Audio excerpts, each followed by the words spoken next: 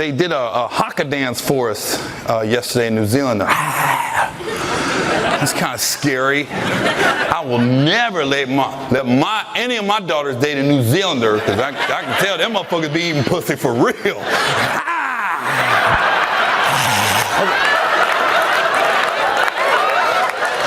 What the fuck was this? What the? I was like, my daughter better never date. She's dating somebody from New Zealand. Oh, I know what the fuck's happening in that bedroom. You know, the women are happy over there. That's why they was all smiling and shit. Are you two married? Okay. That's your son? My bad, bro. Sorry about that. You got a big ass son.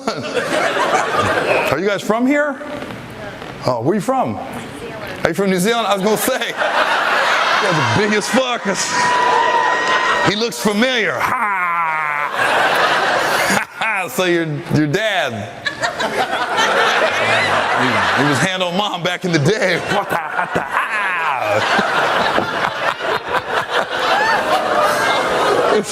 The best is mom ain't even deny it. She goes, he did his thing. I ain't gonna lie. He was on one for sure. So, did you guys ride together?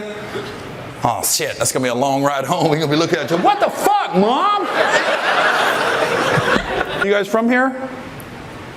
Brisbane? New Zealand. Oh, you from New Zealand too?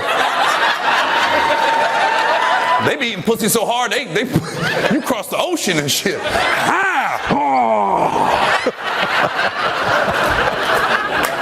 I'm not a bitter divorcee, you know. I still like seeing happy couples at my show, you know. I like seeing guys and girls out with their husband, wives, boyfriend, girlfriends, because if comedians, we do our job, you leave the show, you're in a good mood, and fellas, you get to go home and spoon, and grab a titty, and try to stick something in. That's a great night. That's just not where I'm at in my life right now. Like when this show's over, I'm going back to my hotel, logging on to TastyBlacks.com and calling it a night. That's a real website. You guys should check it out. I've probably been on a little too much lately, because if you type in Gary, all lowercase, you get 10% off for the premium content. So, something I'm doing for my fans. But it's, you know, that's a good page. I got a lot of good categories. I like to go to the interracial page. I like to put myself in the scenes, you know, because I'm not going to watch black on black porn. For what? I'm not in that movie. You know, some of these adult films now, like when I was growing up, you know, a porn, you knew it. It was a DVD, VHS tape, threw it in, and boom. And you knew what it was. The acting was bad, the lighting was bad, the bodies was bad. Now, a lot of these websites, you get enough views, they run ads on them. I was on TastyBlacks one night, you know, and I was ready to go. You know, just getting ready for my show, so I wanted to pregame, so I lowered the blackout curtains, double locked the door, had the lotion out, had the laptop over here so no one would get on it. I pressed play. And then it was like, I felt like I was watching an ad. I didn't know I was watching the adult film.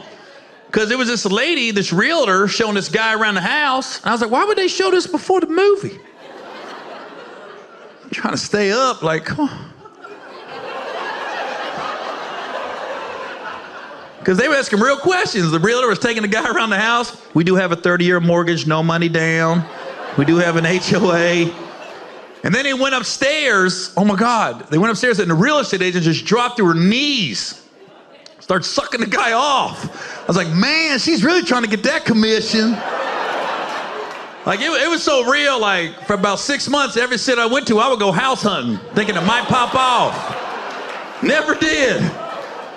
Thought I'd get that one real estate agent having a bad run.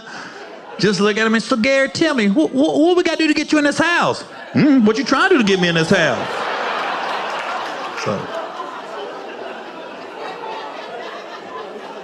I haven't given up though. I'm gonna go look at a house tomorrow in Dublin, and then go where the money is. So whatever. It's funny too, like, I think there's always a variety of reasons why people get divorced, but I think a big one for me, the finality of it was when COVID hit, because when COVID hit, I read on the internet, they like divorce rates are gonna go up. And I was like, no, we good, we solid. But you gotta realize I'm a comedian. My whole marriage, I was gone every weekend. COVID hits, I'm home 4 months straight. I started looking around the house like, hey, this ain't what I thought it was, you know? And then my dog picked up on it first. When you got a good dog, dogs know shit ain't right in the house. Cause when COVID hit, I take my dog on a walk, normal walks, you know? Wake up at 7 a.m., walk my dog till 7:30, we back at the house. Then it hit me, wait a minute, this is the only time I'm by myself all day. So the walks start getting longer and longer. We leave at 7 a.m., come home at noon. My dog started looking at me like, you going through something? You gotta talk to her, Gary, I can't walk this long, I'm a Yorkie. You gotta get a bigger dog with bigger legs.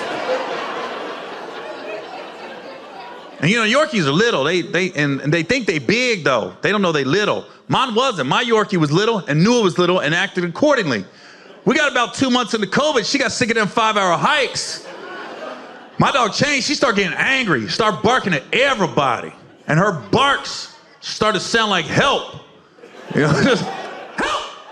Help! You can talk. My dog can talk. Then one day my dog just quit walking. I ain't never seen a dog quit. She just stopped. Fuck it. No, I'm done. I picked her up, walked her back to the house. Next morning I woke up, I thought it was a one-day strike. I was like, come on, Olive, time to go for a walk, 7 a.m. Swear to God, I saw my dog shake her head no. Then she started backing up to the back of her cage, like, where's she going? I looked down at her, she was looking back at me like one of them abused dogs in those 1-800 commercials. Swear I heard Sarah McLachlan in the background. I was like, come on, Olive. In the arms of an angel, will you run? It's funny too, like people always ask you too, like, if you could go redo anything in your marriage, would you do something different? I was like, there's certain days I like to relive, for sure. I remember one day, there's a couple days. One big one though, I like to relive this day over because one time I was flying with my ex and I got upgraded and she didn't. And I got the email like 3 days prior. I just didn't say shit till we got to the gate. Because I remember I walked up, I looked at it, I said, oh my God, look, I just got upgraded.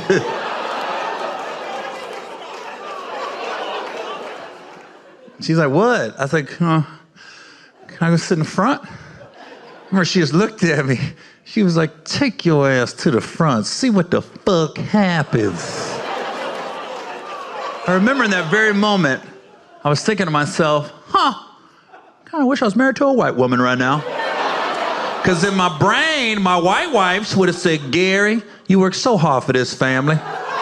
You have given us a beautiful home. I drive a beautiful car fully paid for. Our kids are in private school. You deserve that first class. So you go spread out. You too tall to be back here in the back. You've earned it. You go spread out. But that's not what I got. I got take your ass to the front. See what the fuck happens. Let me tell you something. If I would have known that day that my marriage is going to end in an ugly ass public divorce, I would have taken my ass to the front that day. It's such a weird thing till I look back on it, I go, why the fuck was I so scared? Like, what the fuck was she gonna do? We were at the airport. I can't explain it. It's like it's some kind of a black woman energy. I don't know what it is, but it's scary. And you gotta be in it to know what I'm talking about. I don't know what white, Latino, or Asian women energy is. I don't know, but I know what a black woman energy is, and it's scary. Because I remember sitting there at the airport, I started looking around like, is some of her cousins here? Like, what's gonna happen? Like, if I sit in the front, they're gonna pick me up in the back, homie. What the fuck you doing? Because I look back on it, she wasn't loud. She didn't make a scene. She said it real subtle. Take your ass to the front, see what the fuck happens.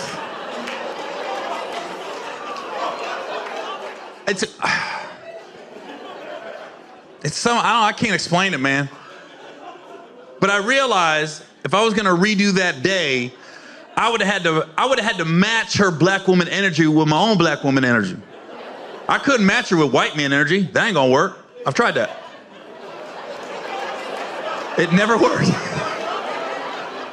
So if I could relive that date, I have to match her energy with my own black woman energy. So the minute she said, take your ass to the front, see what the fuck happens, I would have came back at her. Well, I'm gonna take my ass to the front. I wanna see what the fuck's gonna happen. Show me what the fuck's gonna happen. I date across that motherfucking curtain. I date across that motherfucking curtain.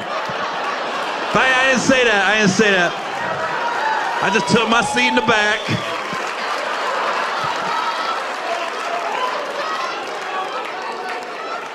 These peanuts are pretty good. Are these planters?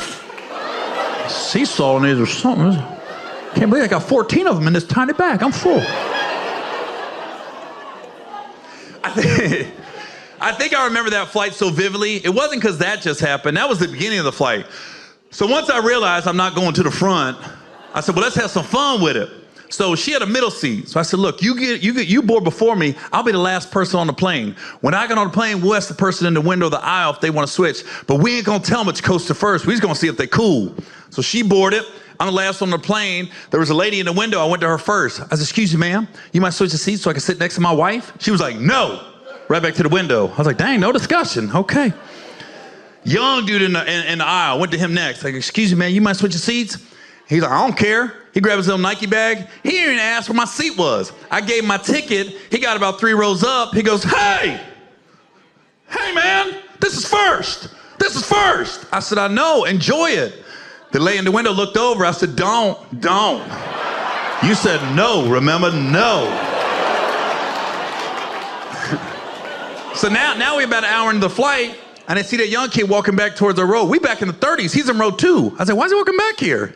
He was like, hey, Gary, they're giving us lunch. You want anything to eat? I said, no, go eat. He about to give me his food. I was like, dude, I got peanuts. 14 of them, sea salt. So now we land. You know, when you're back in the 30s, it takes you about 15 minutes to deboard. I get off the plane. Guess who was waiting on me as soon as I got off the plane? That young kid again to say thank you for letting him ride him first. So now, me and him are walking to the baggage claim together, and we're just sitting there, and he's talking a mile a minute. He's like, oh my God, dude, I've never flown first before. I had lasagna, I had a chocolate chip cookie. He's like, I'm only 19 years old, they thought I was you. I got to drink the whole flight. I said, wait a minute, what the fuck you just say? That's when I realized he was drunk as fuck. He's staggering the baggage claim. His mom was at the carousel. Hey, baby. I said, we got to go. He's fucked up. We got to get out of here. I wonder what happened to him. He was cool.